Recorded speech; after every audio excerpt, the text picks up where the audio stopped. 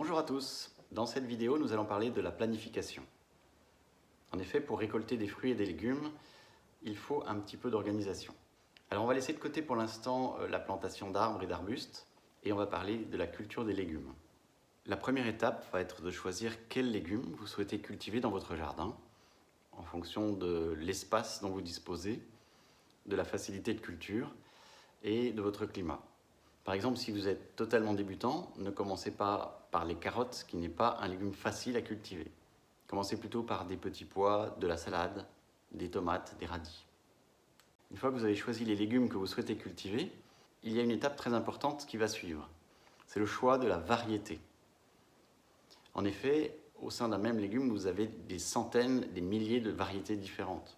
Par exemple, vous avez des haricots qui sont grimpants, qui vont monter à 2 mètres de hauteur, ou des haricots dits nains qui vont rester à une trentaine de centimètres du sol.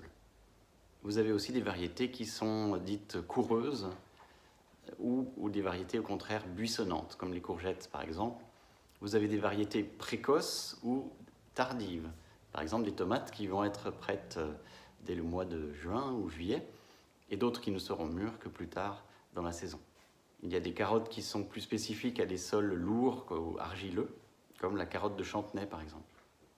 Pour choisir les variétés, il est intéressant de savoir ce qui fonctionne bien et de faire appel à d'autres jardiniers qui ont expérimenté avec succès cette culture sous votre climat.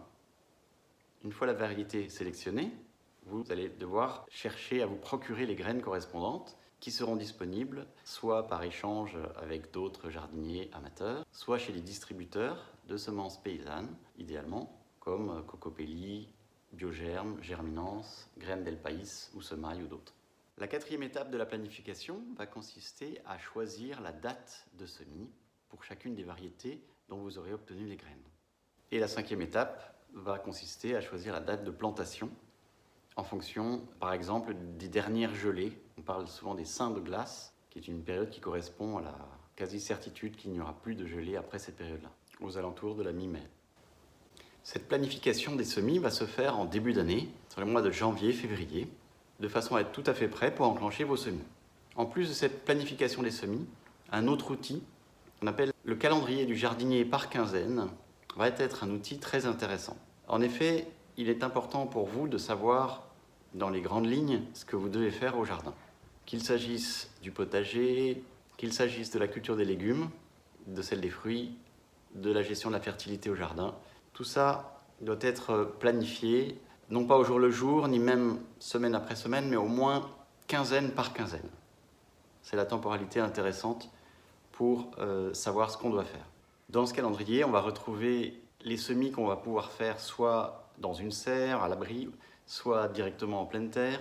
On va retrouver des informations concernant les boutures qu'il est possible de faire, quels sont les arbres ou arbustes à tailler, et un certain nombre d'autres informations intéressantes, comme par exemple retourner le compost. Cet outil de planification par quinzaine est à faire par vous-même, à modifier en fonction de votre propre jardin, de façon à ne pas le saturer d'informations, mais d'avoir que les informations correspondantes à ce que vous devez faire dans votre jardin à vous. Ces deux outils, la planification des semis au jour le jour et cette planification par quinzaine, vous seront des précieux alliés pour une bonne organisation et produire une grande quantité de fruits et légumes.